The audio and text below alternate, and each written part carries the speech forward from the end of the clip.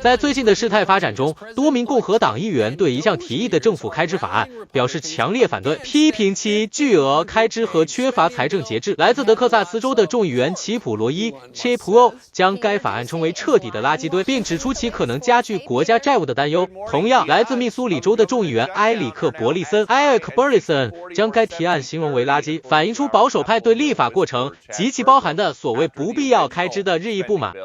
Completely fell apart. This is a sandwich. I don't know how else to say that. We're being forced into this position. They could have done a standalone. They did this because they knew that it would put members in this position to support it. We're damned if we do. We're damned if we don't. The final nail in the coffin was on Truth Social, where Donald Trump posted, "Sounds like the ridiculous and extraordinarily expensive continuing resolution plus is dying fast. One of the most unpopular parts was the raise for lawmakers." Members are giving themselves a pay raise. Do you guys deserve a pay raise? Well, that's news to me. It's good news. People look at the performance of Congress and say, why should we give them more money? What about the media? Think about that for a second. And we're not paid by public money. I know you're not, but I mean, half of your listeners are not there anymore. You're still getting the same paycheck? What's going on? When the top House Dem, Hakeem Jeffries, posted on X, House Republicans have been ordered to shut down the government and hurt the working class Americans they claim to support. You break the bipartisan agreement, you own the consequences that follow. Elon Musk wrote back, "You, Jeffries, seem to think the public is dumb.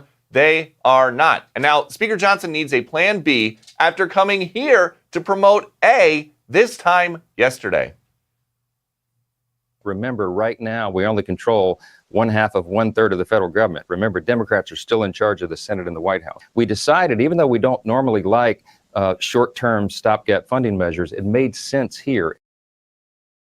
Well, conservatives didn't think so. The president-elect doesn't think so. If a government shutdown can be avoided by tomorrow night's deadline, it's going to require Speaker Johnson to break his own rule that lawmakers get 3 days to read bills before voting on them. Back to you. Hey, Peter, do your sources say progress was made last night? Do you think that, because J.D. Vance was in there for a long time, acting more like a vice president, I understand? J.D. Vance was in there late enough until almost 10 o'clock that when he walked out, his kid was in pajamas to go home. And so we understand that they're at least moving forward, but it depends on how you define progress. Is there going to be a government? Is it avoiding a government shutdown? Is it saving Mike Johnson's speakership? And those are really the two big things right now, because Donald Trump is involved now, but he was not really involved until things were really spiraling out of control yesterday.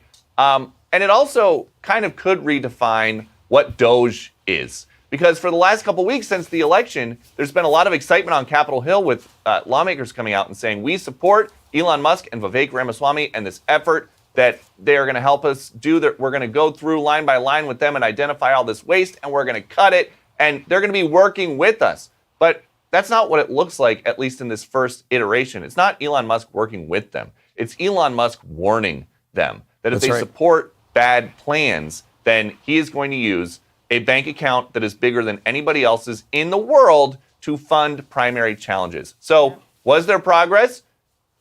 Yes.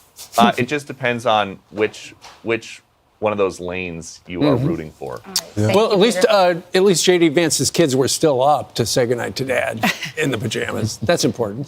Thanks, Peter. Thank you, Peter. They're saying the spending package was just too unpopular because of its size. So if they're negotiating, they're probably asking to pull things out of the 1,500-page document or bill. There's 72 pages in there about pandemic preparedness and response. You always talk about how much money we have left over from the pandemic. So why do we need this? Renewal of the much criticized Global Engagement Center, a football stadium in D.C., a new bridge in Baltimore, a pay increase for Congress. And now we have to come up with a new bill. The Speaker's vote is on January 3rd, and there are 434 members to start this new Congress, and Johnson's going to need 218 votes. Yeah, Johnson and Ainsley is probably toast at this point. And all that stuff that you see on the screen right there, There are two things that this Congress has got to fund. They've got to fund disaster relief, and they've got to fund the Farm Bill.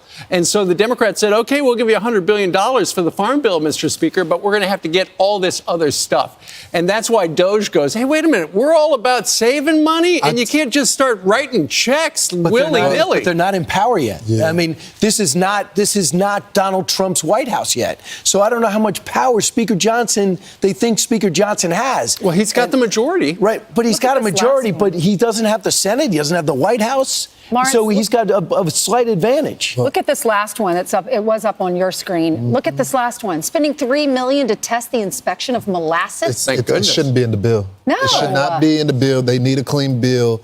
The thing that is concerning, and, you know, I talked about our conversation with the president-elect yesterday and his concerns about it. John Kennedy says, when I interviewed him last hour, oh, yeah, you should play that. He's the only person that the president-elect can get the full House on board. He also had this to say. I knew as soon as I saw the bill there was going to be trouble. The thing was as big as a Costco. This can be fixed. Here's what, if I were king for a day, I'm not, and I don't aspire to be, here's what I'd do. First, I would tell everybody to take their meds. Number two, I think President Trump is going to have to consider coming to Washington. I mean, let's face it, he's the president now. It's not President Biden. President Trump needs to sit down with Mike Johnson and John Thune and come up with a new skinny CR. That's the big question. Is the president-elect, you guys know what I'm going to be doing after the show, reaching out to sources about that. Is he going to take a trip to Washington and get the full House? Well, he can pick up the phone. When we were talking to Speaker Johnson yesterday, we made it very clear, because everybody knows this, because there were so many Republicans who were so hacked off about all that extra largesse in that particular bill. The only way Speaker Johnson could drag it across the finish line was with dozens of Democrats. Now, going forward, Donald Trump wants to extend the debt limitations. And what that's going to require is not a 50 majority. It's a 60% majority, because it's got to be a brand new bill. And there's going to be zero buy-in from Democrats, because Democrats don't want to help the Republicans. But Steve, only if the Democrats get something. So they're going to. They get nothing. But right now, what I think that Elon Musk is missing, even though he's a genius of business, is Democrats have a say in this, like his shareholders to a degree, but he's still the most valuable person in every company he owns. So he has to understand, too, no matter what they hatched out last night, it's got to go past a Democratic majority Senate. But Brian, you're right. This is the Republican version of the bill. Yeah. Why does the Republican version already have this amount of pork before it even goes over to the Senate? It's only going to get worse. This is the Republican version of the bill. Yeah. This is not even the agreed portion from the Senate. And it already looks bad. Chad Pergram said there are three options. Number one, a clean CR to fund the government with nothing attached. Right. Number two, a bill that re-ups current funding with disaster aid. And number three, what Trump has requested, do they attach the debt ceiling suspension? Right. Stay tuned. Speaker was in contact with Elon, Vivek throughout the day, and JD was in his office, as you know, until late last night.